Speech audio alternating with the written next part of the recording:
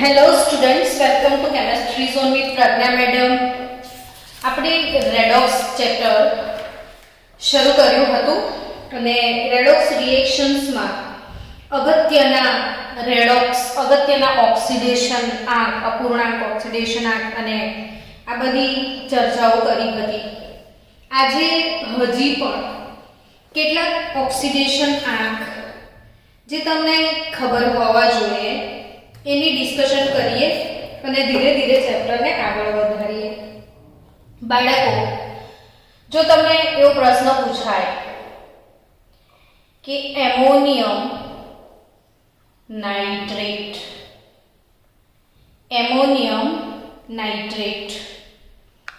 એમાં બંને નાઇટ્રોજનનો ઓક્સિડેશન આંક શું હશે? બંને નાઇટ્રોજનનો ઓક્સિડેશન આંક શું હશે? આવા પ્રશ્નો હોય તો એ કેવી રીતે સોલ્વ કરાય એ સમજીએ. તો આ નાઇટ્રોજન માટે x અને આ નાઇટ્રોજન માટે પણ x એવું ના ધારી શકાય, બની શકે. અહીંયા બંને નાઇટ્રોજનનો ઓક્સિડેશન આંક અલગ અલગ હોય એટલે બંને માટે x ધારી શકાય નહીં. તો આ ટાઈપના પ્રશ્નો કેવી રીતે ક્રેક કરવાના? તો જ્યારે આ ટાઈપનું આયનિક સંયોજન હોય તો એને ધનાયન અને ઋણાયન એમાં ડિવાઈડ કરવાનું રહેશે. NH4+ આમાં ધનાયન છે ને NO3 -1 આ ઋણાયન છે. બાળકો, વાત નીકળી જ છે તો થોડી નોલેજની વાતો આપણે શેર કરતા જઈએ તો તમારું લેવલ થોડું ઇન્ક્રીઝ થાય. જો આ અવશ્ય યાદ રાખવાનું ભૂલવાનું નહીં કે નાઇટ્રેટ તો NO3 -1, નાઇટ્રાઇટ તો NO2 -1. જો અહીંયા 3 છે, અહીંયા 2 છે. નાઇટ્રેટ એટલે NO3 -1, નાઇટ્રાઇટ એટલે NO2 -1 અને નાઇટ્રાઇડ તો N-3. આ સાઇડ સપ્લિમેન્ટ જેને કહેવાય. માઇન્ડસેટ રાખવાની જરૂર છે. આ બધી ઝીણી વાતો આ રસાયણનો રસથાળ કહેવાય. રસાયણનો શું કહેવાય? રસથાળ. અને આ રસથાળમાં જે મીઠાઈઓ હોય એનું જમણ તમે ના કરો તો આ જમણ અધૂરું રહી જાય. એટલે જમણવારને સફળ બનાવવો છે તો આને ચાવીને ખાઓ ને એકવાર ચાવવાથી ના પચે તો 32 વાર ચાવો. આ ઝીણી વાતો નથી આવડતી તો ચેપ્ટર અઘરા જ લાગે. ઘણી બધી વખત બાળકો આવે છે ત્યારે એક બે આટલું સરસ મજાનું સમજાવીએ, ભણાવીએ તો પણ એવું કે મને નહીં સમજણ પડી, મને નહીં આવડતું. એનું એક જ કારણ કે એને બેઝ જે છે કન્સેપ્ટ ક્લિયર નથી કરેલા. તમે બેઝિક વસ્તુઓ જ્યાં સુધી મોડે નથી કરતા ને ત્યાં સુધી આગળની વસ્તુઓ ગોખવાથી ના આવડે, સમજવાથી જ આવડે. આને છૂટું પડતા આવડી ગયું. આ એમોનિયમ આયન છે, NH4+. 11-12 સાયન્સનો વિદ્યાર્થી હોય ને આપણે એને કહીએ કે એમોનિયમ આયન, એનું સૂત્ર છે ને ના આવડે તો નવાઈ લાગે કે કેમ સાયન્સ લેવાનું. એટલે આ બધી ઝીણી મેટર, ધનાયન અને ઋણાયનનું લિસ્ટ મોડે કરો, અવશ્ય આવડવું જોઈએ. તો NH4+ એમોનિયમ આયન છે. આ કયો આયન છે? Ammonium ion. ને આ નાઇટ્રેટ આયન ને આ છે એમોનિયમ નાઇટ્રેટ. હવે આમાં નાઇટ્રોજનનો ઓક્સિડેશન આંક શોધવાનો છે. તો એ નાઇટ્રોજન માટે x ધારી લો 4. હાઇડ્રોજનનો ઓક્સિડેશન આંક આપણે અહીંયા +1 લેવાનો છે. ઇઝ ઇક્વલ ટુ ઓવરઓલ વીજભાર જે છે એનો +1 છે. તો x + 4 इज इक्वल टू 1, तो x is nothing but -3, x -3. એવી રીતે NO3 -1 છે નાઇટ્રેટ આયન. એમાં નાઇટ્રોજન માટે ધારી લો x, 3 મોલ ઓક્સિજન. ઓક્સિજનનો ઓક્સિડેશન આંક -2 છે. ઓવરઓલ વીજભાર ઉપર કેટલા છે તો કે -1, તો x -6 is equal to -1, तो x is equal to +5. એટલે એમોનિયમ નાઇટ્રેટમાં તમે જોયું કે આ નાઇટ્રોજન એનો ઓક્સિડેશન આંક -3 છે ને આ વાળા નાઇટ્રોજનનો ઓક્સિડેશન આંક +5 છે. એકમાં લઘુત્તમ છે ને એકમાં મહત્તમ છે. બહુ એક સરસ મજાની વાત શીખવાડું વચ્ચે કે નાઇટ્રોજન કયા સમૂહનો સભ્ય? જવાબ આપો તો બાળકો. નાઇટ્રોજન કયા સમૂહનો સભ્ય છે? ચલો ફાસ્ટ. તમારા તરફથી આન્સરની એક્સપેક્ટેશન છે કે આવર્ત કોષ્ટકના કયા સમૂહમાં છે નાઇટ્રોજન? ફાસ્ટ. 15મો સમૂહ. કયા સમૂહમાં છે? 15મા સમૂહમાં. હવે 15મા સમૂહમાં હોય ને તો એની બાહ્યતમ કક્ષા એમાં 5 ઇલેક્ટ્રોન હોય. 15મા સમૂહના સભ્યની બાહ્યતમ કક્ષામાં 5 ઇલેક્ટ્રોન હોય તો એ 5 ઇલેક્ટ્રોન સુધી ગુમાવી શકે. એટલે એનો મહત્તમ ઓક્સિડેશન આંક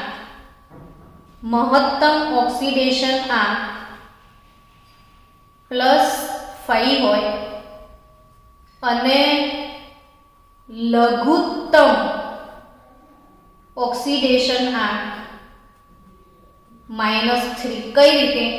તો કે એ 5 ગુમાવશે તો પણ અષ્ટક પૂર્ણ કરશે અથવા 3 મેળવીને અષ્ટક પૂર્ણ કરશે. નાઇટ્રોજન 5 ગુમાવીને પણ અષ્ટક પૂર્ણ કરી શકે અથવા 3 મેળવીને પણ અષ્ટક પૂર્ણ કરી શકે. એટલે નાઇટ્રોજનનો મહત્તમ ઓક્સિડેશન આંક +5 અને લઘુત્તમ ઓક્સિડેશન આંક એ -3 છે. લઘુત્તમ ઓક્સિડેશન આંક કેટલો છે? એનો -3. એક 5 મિનિટ રાહ જોજો બાળકો. નાઇટ્રોજન એનો મહત્તમ 5 અને લઘુત્તમ -3. જો નાઇટ્રોજનનો 5 બી હોઈ શકે, -3 પણ હોઈ શકે, પણ 5 અને 3 ની વચ્ચે બીજું શું આવી શકે? તો કે 5 એટલે 5 થી વધારે નહીં પણ 5 થી ઓછા, +4 +3 +2 +1 0 -1 અને -2. છોકરાઓ 5 થી લઈને -3 સુધી આ તમામ ઓક્સિડેશન આંક નાઇટ્રોજનમાં અવેલેબલ છે. અને તમારા સ્વાધ્યાયમાં એક એવો પ્રશ્ન છે કે એવા સંયોજનોની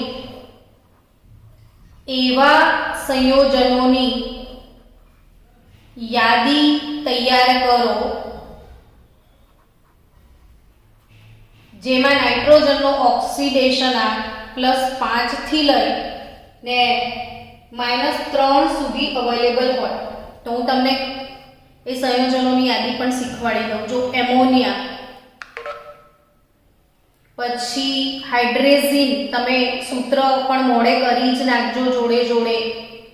NH2 આ NH3 ને શું કહેવાય?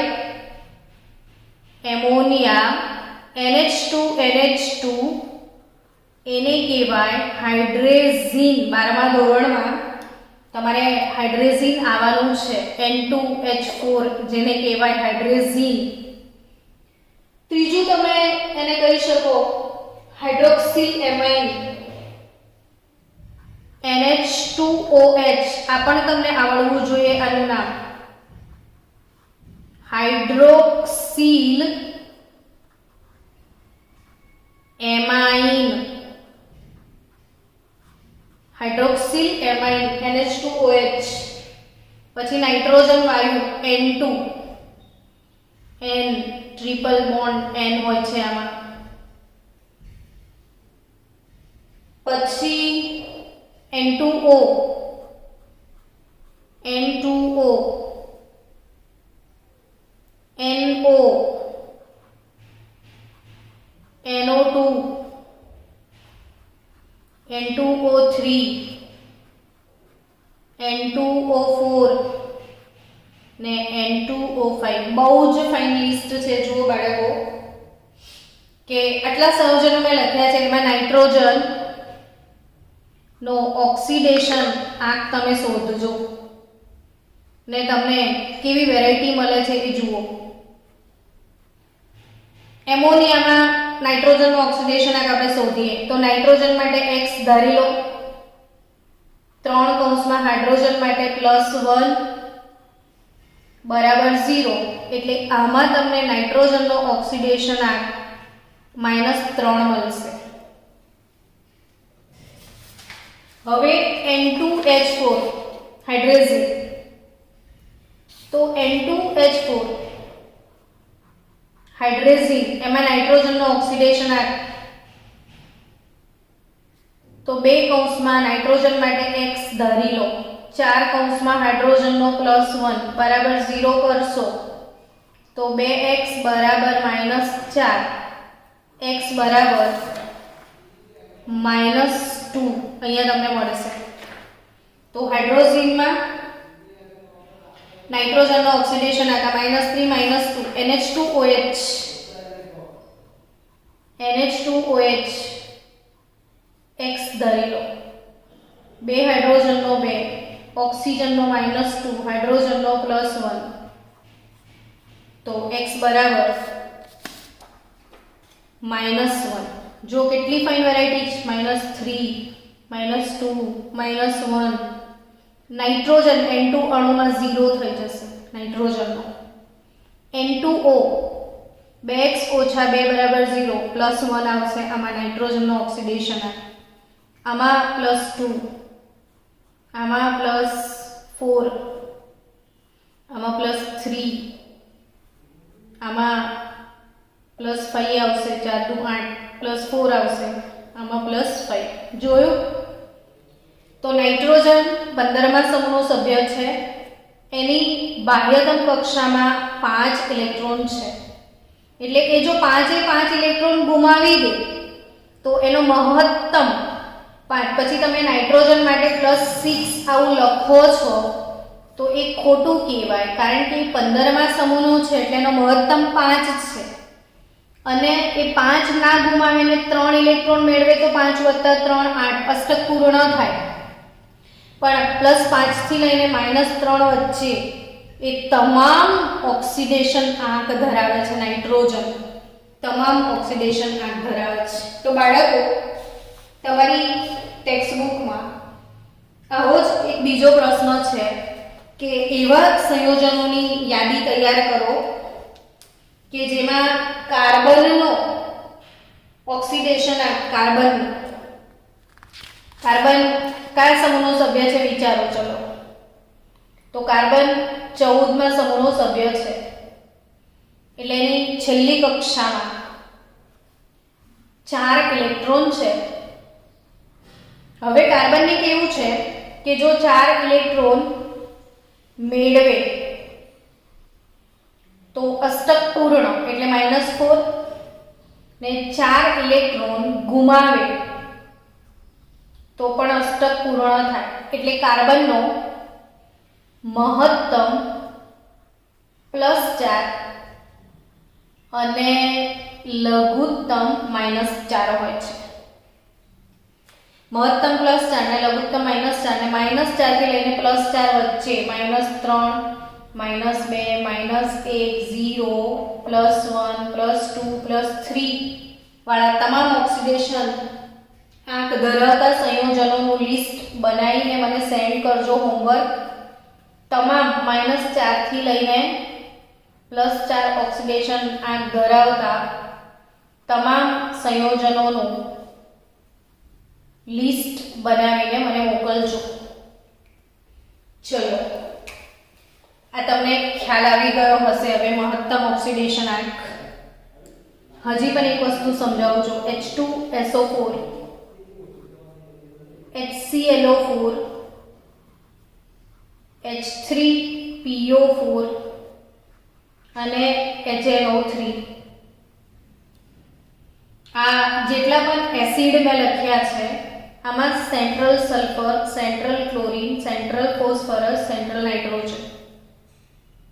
સલ્ફરનો ઓક્સિડેશન આંક હવે તમને શોધતા આવડી ગયો છે હે ને બાળકો? તો ઓક્સિડેશન આંક હવે તમે શોધી જ શકો છો. તો સલ્ફરનો ઓક્સિડેશન આંક તમને આમાં મળશે +6, આમાં મળશે +7, આમાં મળશે +5 ને આમાં મળશે +5. આનો અર્થ એવો છે કે સલ્ફર જો 16મા સમૂહનો સભ્ય છે, ક્લોરીન 17મા સમૂહનો સભ્ય, ફોસ્ફરસ 15મો સમૂહ, નાઇટ્રોજન પણ 15મો સમૂહ.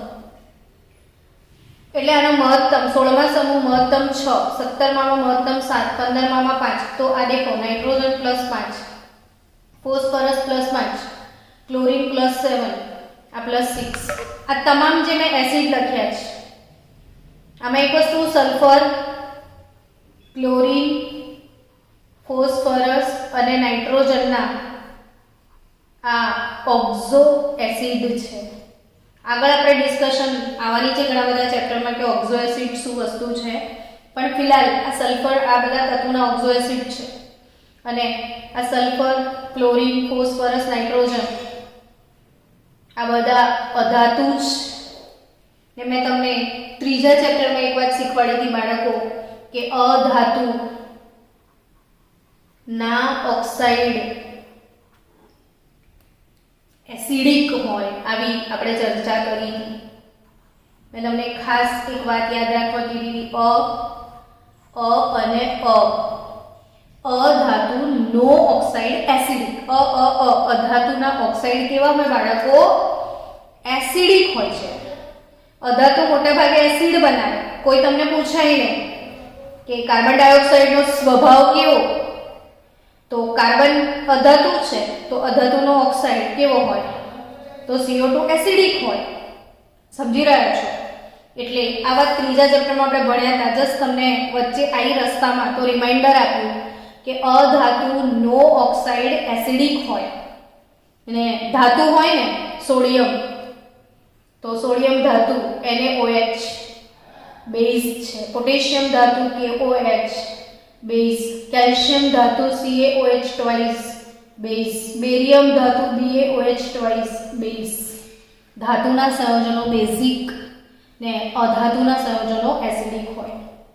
બાળકો હવે આ બીજી એક વાત મને શીખવી છે કે તમામ એસિડ જે મેં લખ્યા છે જેમાં મધ્યસ્થ પરમાણુનો ઓક્સિડેશન આંક એ મહત્તમ ઓક્સિડેશન આંક ધરાવે છે. મહત્તમ ઓક્સિડેશન આંક ધરાવે છે ને જેનો ઓક્સિડેશન આંક મહત્તમ 6 થી વધારે તો નહીં જ, 6 થી ઘટે ખરો, 7 થી ઘટે, 5 થી ઘટે પણ વધે નહીં. તો અહીંયા એક હિન્ટ છે નીટ જી માટે યાદ રાખજો કે એવા સંયોજનો જેમાં મધ્યસ્થ પરમાણુ તેના મહત્તમ ઓક્સિડેશન આંકમાં હોય તો એમાં ઓક્સિડેશન આંક ઘટી શકે, વધે નહીં. ઓક્સિડેશન આંક ઘટે તો રિડક્શન થયું કહેવાય. એટલે આ લોકો પ્રબળ ઓક્સિડેશન કરતા કહેવાય. ધ્યાન રાખજો, હું આગળ આની આ જ વસ્તુ 2-4 વાર હજી ભણાવીશ. જેમ જેમ આગળના કન્સેપ્ટ ક્લિયર થશે ને એમ એમ આ કન્સેપ્ટ હજી વધારે મજબૂતાઈથી ક્લિયર થશે, પણ હમણાં વાત છેડી જ છે તો હું શીખવાડતા જાઉં તમને કે આ જે એસિડ છે એમાં ઓક્સિડેશન આંકથી શું ફાયદો થાય. તો ઓક્સિડેશન આંક જાણવાથી એક વસ્તુ ખબર પડે છે કે આ બધામાં એમનો ઓક્સિડેશન આંક મહત્તમ અવસ્થામાં છે ને જ્યારે મહત્તમ ઓક્સિડેશન આંક જો એ લોકો ધરાવતા હોય તો સંયોજન પ્રબળ ઓક્સિડેશન કરતા હોય. મહત્તમ ઓક્સિડેશન આંક ધરાવતા હોય તો એ લોકો પ્રબળ ઓક્સિડેશન કરતા તરીકે વર્તે. એટલે સલ્ફ્યુરિક એસિડનો સ્વભાવ કેવો? તો એ ઓક્સિડેશન કરતા. આ ઓક્સિડેશન કરતા, આ ઓક્સિડેશન કરતા, આ ઓક્સિડેશન કરતા. ખ્યાલ આવ્યો તમને? હવે આગળ એ તો હું આગળ ફરીથી જી નીટમાં ટોપિક ઉઠાઈશ, but just for your knowledge મહત્તમ ઓક્સિડેશન આંકથી શું ખબર પડે. બીજી એક વસ્તુ ખબર પડે, પરીક્ષામાં તમને એવું પૂછાય કે H2SO4 એસિડ છે, H3PO4 એસિડ છે ને HClO4 આ પણ એસિડ છે, બરાબર? આ ત્રણ એસિડમાં પ્રબળ એસિડ કોણ? આવો પ્રશ્ન પૂછાય. પ્રબળ એસિડ કોણ? તો એની એસિડની પ્રબળતાના ક્રમમાં ઓક્સિડેશન આંકના આધારે ગોઠવી શકાય. બાળકો જો આ સલ્ફરનો ઓક્સિડેશન આંક અહીંયા 6 છે, ફોસ્ફરસનો 5 છે ને ક્લોરીનનો 7 છે. તો અહીંયા ફરીથી નીટ જી માટે હિન્ટ છે કે જેમ ઓક્સિડેશન આંક વધે તેમ એસિડિક પ્રબળતા વધે. Totally NEET JEE base lecture છે બાળકો, કોમ્પિટિટિવ લેવલ માટે યાદ રાખજો કે અહીંયા મેં શું શીખવાડી રહી છું કે જેમ ઓક્સિડેશન આંક વધે તેમ એસિડિક પ્રબળતા વધે. તો H2SO4 H3PO4 સૌથી વધારે પ્રબળ કોણ હશે? 7મા વાળો. તો H3PO4 એનાથી વધારે પ્રબળ H2SO4 ને એનાથી વધારે પ્રબળ HClO4. એટલે એસિડિક પ્રબળતા નો ચડતો ક્રમ. તો ઓક્સિડેશન આંક વધે તેમ એસિડિક પ્રબળતા વધે. ઓક્સિડેશન આંક વધે તેમ એસિડિક પ્રબળતા વધે. સમજી ગયા? ચલો ફરીથી આગળ વધીએ. હવે એક અગત્યની વાત કે આપણે સી ડબલ બોન્ડ ઓ આને શું કહીએ છીએ એ સમજીએ. તો જ્યારે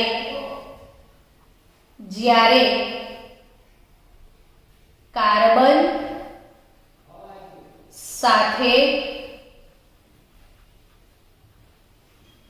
દ્વિબંધથી ઓક્સિજન જોડાય, જ્યારે કાર્બન સાથે દ્વિબંધી ઓક્સિજન જોડાય તો તેને કાર્બોનિલ સમૂહ કહેવાય. તેને કયો સમૂહ કહેવાય? કાર્બોનિલ સમૂહ. ધ્યાન રાખજો, ફરીથી સમજો કે જ્યારે કાર્બન સાથે દ્વિબંધથી શું જોડાય? ઓક્સિજન. જ્યારે કાર્બન સાથે દ્વિબંધથી શું જોડાય? ઓક્સિજન. તો તેને કયો સમૂહ કહેવાય? કાર્બોનિલ સમૂહ કહેવાય. કાર્બોનિલ સમૂહ. હવે બાળકો સમજો ધ્યાનથી કે આ કાર્બોનિલ સમૂહની આ બાજુ R ને આ બાજુ H લાગી જાય. એક બાજુ R ને એક બાજુ H લાગી જાય તો એ શું બને? RCHO, જેને કહેવાય આલ્ડીહાઇડ ને એની પાછળ પ્રત્યય લાગશે આલ. RCHO આલ્ડીહાઇડ છે. હવે સમજો કે CH3CHO CH3CH2CHO ને બેન્ઝીનની રિંગ એની ઉપર CHO. ધારો કે આવા સંયોજનો આપ્યા છે. આપણો મેઇન ફોકસ CHO આલ્ડીહાઇડ છે એ નોલેજમાં હોવું જોઈએ. કાર્બોનિલ સંયોજન કહેવાય આલ્ડીહાઇડ એટલે. કાર્બોનિલ સંયોજન કહેવાય આલ્ડીહાઇડ એટલે. સમજી રહ્યા છો? તો આ તો CHO, આ તો R જ કહેવાય. જે પણ જોડાયો છે આલ્કાઇલ સમૂહ R કહેવાય. અહીં પણ આલ્કાઇલ સમૂહ જોડાયેલો છે એ R. અહીં એરાઇલ સમૂહ જોડાયેલો છે. તો આ જનરલી R તરીકે આપણે વ્યાખ્યાયિત કરીને આ બેન્ઝીનની રિંગ એરોમેટિક કહેવાય એટલે AR લખાય. તો આ લોકોમાં કાર્બોનિલ કાર્બનનો ઓક્સિડેશન આંક શોધવો છે. કોનો? કાર્બોનિલ કાર્બનનો. કયા કાર્બનનો? આ CHO વાળા કાર્બોનિલ કાર્બનનો મારે ઓક્સિડેશન આંક શોધવો છે. તો કઈ રીતે શોધી શકાય? તો જે પણ ક્રિયાશીલ સમૂહ R લાગ્યો હોય એનો ઓક્સિડેશન આંક આપણે 0 ગણવાનો રહેશે. જે પણ ક્રિયાશીલ સમૂહ તમે જોડ્યો છે એનો ઓક્સિડેશન આંક 0. આલ્કાઇલ R તરીકે R એટલે આલ્કાઇલ, અથવા આ બેન્ઝીનની રિંગ જોડાયેલી હોય તો આ ફિનાઇલ એટલે એને એરોમેટિક એરાઇલ કહેવાય.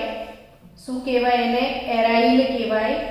તો આ એરાઇલ આલ્કાઇલ આગળ આપણે IUPAC નામ શીખીશું ત્યારે ધીરે ધીરે કન્સેપ્ટ ક્લિયર થઈ જશે. તો આલ્કાઇલ કે એરાઇલ સમૂહ જોડાયેલો હોય તો એ શૃંખલાનો ઓક્સિડેશન આંક 0 લેવાનો રહેશે. કેવો લેવાનો રહેશે? 0 લેવાનો.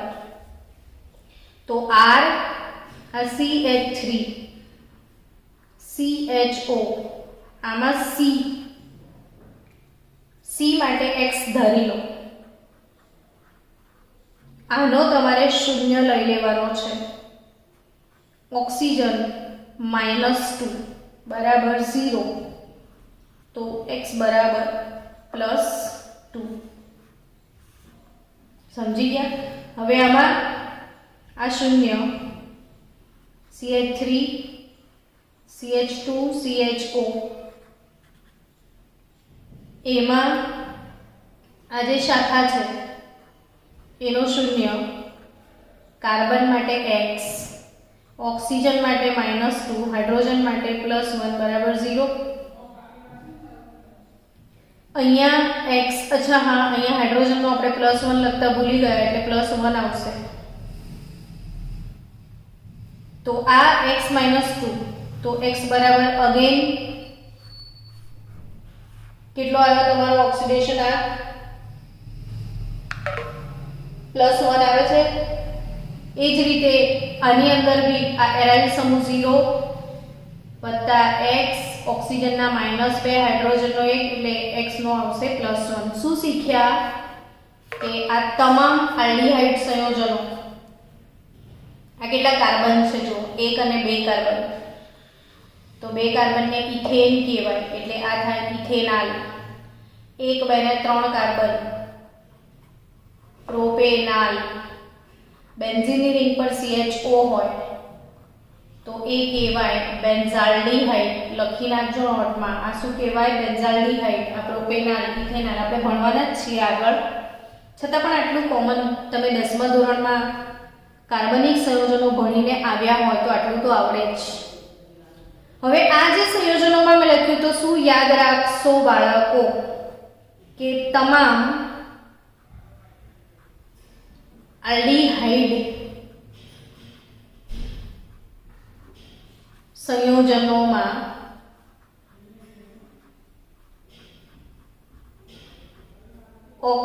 કાર્બોનિલ કાર્બન અને કાર્બોનિલ કાર્બન કહેવાય. ક્રિયાશીલ સમૂહની અંદર છે કાર્બન સાથે દ્વિબંધી ઓક્સિજન જોડાય તો એને કાર્બોનિલ સમૂહ કહેવાય.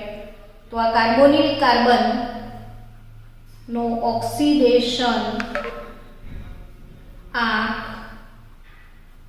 +1 જ હશે. સમજ્યા? નીટ જી લેક્ચર છે ખો તમામ આલ્ડિહાઇડ સંયોજનોમાં કાર્બોનિલ કાર્બનનો ઓક્સિડેશન આંક +1 જ હશે એક્સેપ્ટ મિથેનાલ. એક જ એક્સેપ્શન છે એમાં, મિથેનાલ. ને મિથેનાલનું સૂત્ર છે HCHO, મિથેનાલ. તો મિથેનાલમાં C માટે X ધારી લો, હાઇડ્રોજન +1, આ હાઇડ્રોજન +1, ઓક્સિજન -2 બરાબર 0. તો કાર્બોનિલ કાર્બનનો ઓક્સિડેશન આંક મિથેનાલમાં 0 આવશે. બાળકો ફરી એકવાર હું આલ્ડિહાઇડની ડિસ્કસ કરું છું આજે. તમામ આલ્ડિહાઇડમાં ઓક્સિડેશન કાર્બોનિલ કાર્બનનો ઓક્સિડેશન આંક +1 જ હશે સિવાય કે મિથેનાલ એટલે એક જ કાર્બનવાળો આલ્ડિહાઇડ ને એમાં કાર્બોનિલ કાર્બનનો ઓક્સિડેશન આંક 0 હશે. તમે સમજી ચૂક્યા હશો. ચલો તો આલ્ડિહાઇડ ઓવર. હવે કીટોનની વાત કરીએ. C double bond O ketone કહેવાય. C double bond O carbonyl, એની આ બાજુ R ને આ બાજુ H હતું તો આલ્ડિહાઇડ. પણ બંને બાજુ R હોય અથવા AR પણ હોઈ શકે, એરોમેટિક રિંગ પણ હોઈ શકે. તો આને કીટોન કહેવાય. કીટોન ને કીટોનમાં પ્રત્યય લાગશે ઓન. તો CH3 વચ્ચે હું લખી દઉં CO, ડાયમિથાઇલ કીટોન થયું. CH3 CH2 CH3 વચ્ચે લખી દઉં CO એટલે કીટોન સમૂહ. યાદ રાખજો બાળકો, ધારો કે મારી પાસે આ બે કીટોન છે ને મારે આ કાર્બોનિલ કાર્બનનો ઓક્સિડેશન આંક શોધવો છે. તો આ કીટોન સાથે આ ક્રિયાશીલ સમૂહ R જોડાયો છે, આ બાજુ પણ R જોડાયો છે. આનો ઓક્સિડેશન આંક 0, આનો પણ 0 જ લેવાનો. તો આનો ઓક્સિડેશન આંક 0 પ્લસ કાર્બોનિલ કાર્બનનો X, ઓક્સિજનનો -2, આનો ફરીથી 0 બરાબર 0. તો X બરાબર +2 આવશે. X બરાબર શું આવશે? +2. એમ સેમ અહીંયા આ 0, X -2, આ 0 બરાબર 0. તો X બરાબર +2. તો અહીં પણ ફરીથી એક અગત્યની નોંધ કે કીટોન સંયોજનોમાં કાર્બોનિલ કાર્બન નો ઓક્સિડેશન આંક 0 થશે. કીટોન સંયોજનોમાં કાર્બોનિલ કાર્બનનો ઓક્સિડેશન આંક 0 નહીં, સોરી +2 થશે. તો આ કોઈ પણ કીટોન હશે, કાર્બોનિલ કાર્બનનો ઓક્સિડેશન આંક શું રહેશે? +2 રહેશે. ડન. આગળ વધીએ. ફરીથી C double bond O carbon સાથે દ્વિબંધી ઓક્સિજન જોડાયો છે એટલે કાર્બોનિલ સમૂહ થયો. કાર્બોનિલ સમૂહની આ બાજુ આલ્કાઇલ સમૂહ R ને આ બાજુ હાઇડ્રોક્સિલ સમૂહ OH લગાવીએ. એક બાજુ R, બીજી બાજુ OH. તો આ શું બને? RCOOH ને આને શું કહેવાય તો કાર્બોક્સિલિક એસિડ આને કહેવાય. આ કાર્બોનિલ સમૂહ જે છે કાર્બોનિલ એનો કાર્બ લીધો છે ને આ હાઇડ્રોક્સિલ OH એટલે હાઇડ્રોક્સિલ એનો ઓક્સિલ અને આ બંનેને ભેગું કર્યું તો કાર્બોક્સિલ એટલે આ કાર્બોક્સિલિક એસિડ કહેવાય. હવે આ કાર્બોક્સિલિક એસિડ તરીકે CH3OH હું વચ્ચે લખી દઉં છું, એક બાજુ R વચ્ચે CO, CH3COOH થયો કાર્બોક્સિલિક એસિડ. બેન્ઝીન રિંગ લગાડો, આ બેન્ઝીનની રિંગ કહેવાય હો મેડમ ને એના પર COOH લાગ્યો છે. બેન્ઝીન રિંગ પર COOH, બેન્ઝીન રિંગ પર COOH, બેન્ઝોઇક એસિડ. શું કહીશું? બેન્ઝોઇક એસિડ, બેન્ઝોઇક એસિડ આ એસિટિક એસિડ. તો આમાં આ કાર્બન X ધરી લો, એને આ જે પણ ફંક્શનલ ગ્રુપ R લાગ્યો હોય એનો આપણે 0 જ લેવાનો, એટલે આનો ઓક્સિડેશનાંક 0 લેવાય. કાર્બોનિલ કાર્બનનો X ઓક્સિજન માટે -2, આ ઓક્સિજન માટે ફરીથી -2, આ હાઇડ્રોજન માટે +1 બરાબર 0, તો X બરાબર +3. X બરાબર શું આવે? +3. એમ આ પણ આના માટે 0 થઈ જશે. આ વાળા કાર્બન માટે X ધારી લો, આ બે ઓક્સિજન -2 હાઇડ્રોજન +1 બરાબર 0, તો X બરાબર +3. X બરાબર શું આવે? +3 આવશે. તો અહીં પણ બાળકો તમે આસાનીથી સમજી શકો એમ છો કે કાર્બોનિલ કાર્બોક્સિલિક એસિડ માં કાર્બોનિલ કાર્બનનો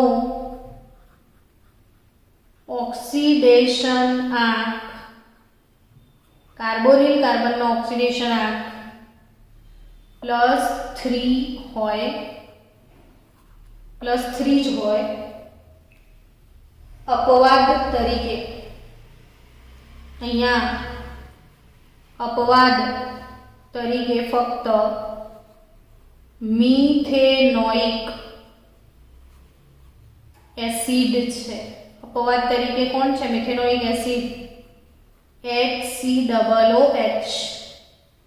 મિથેનોઇક એસિડ એનું બીજું નામ છે formic acid, formic acid HCOOH. ને આમાં કાર્બન માટે X ધારી લો, હાઇડ્રોજન માટે +1, ઓક્સિજન માટે -2, આના માટે 0 ગણો તો +1, બે ઓક્સિજન છે તો -4, તો X બરાબર +2. એટલે મિથેનોઇક એસિડમાં ખાલી +2, બાકી બધામાં કાર્બોક્સિલિક એસિડ હોય તો કાર્બોનિલ કાર્બનનો ઓક્સિડેશન આંક આપણે +3 ગણવાનો રહેશે, +3 ગણવાનો રહેશે. ડન.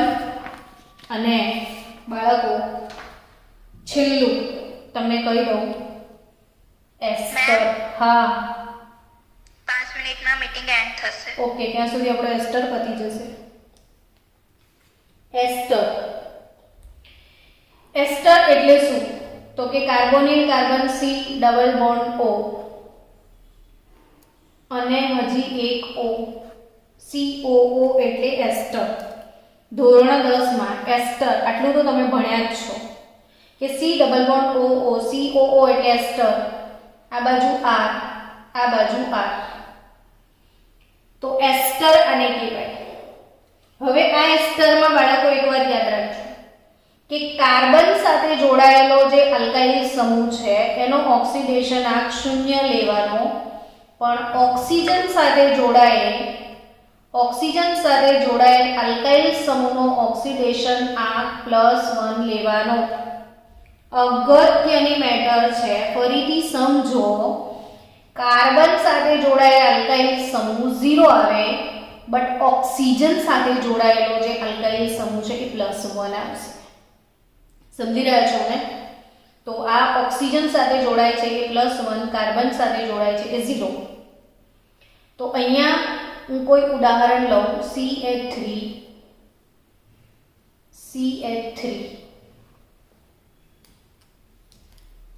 વચ્ચે આપણે લખીએ એસ્ટર, C ડબલ બોન્ડ O. તમે એને આ રીતે બતાવી શકો. હવે CH3 COO CH3. આપણે એની નામકરણની જફામાં હમણાં નથી પડતા. IUPAC નેમિંગ ઓર્ગેનિક કેમિસ્ટ્રી ચાલુ કરીશું ત્યારે એને ડિટેલમાં લઈ જઈશું. તો આ જે એસ્ટર ક્રિયાશીલ સમૂહ છે, OH પ્રત્યય લાગે છે. આ મિથાઇલ અને આ 2 કાર્બન, મિથાઇલ ઇથેનોએટ.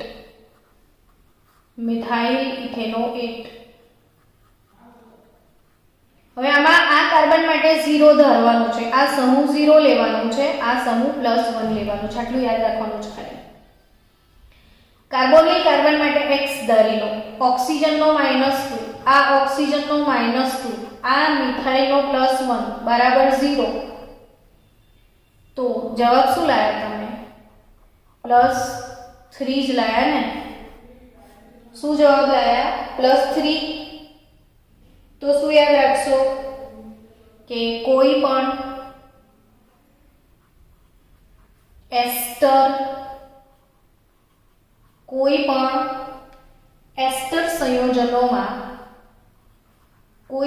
એસ્ટર સંયોજનોમાં કાર્બોનિલ કાર્બન નો ઓક્સિડેશન આંક +3 ગણવાનો. ખાલી એક જ અપવાદ યાદ રાખજો, મિથેનનો અપવાદ આવશે બધે. HCOOCH3 હોય, HCOOCH3. તો આ પાર્ટ છે મિથાઇલ ને આ છે મિથેનોએટ.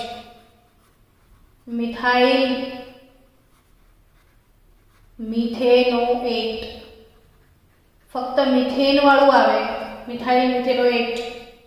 તો આ કાર્બન સાથે R નથી, હાઇડ્રોજન છે, તો એ +1 લેવો પડશે.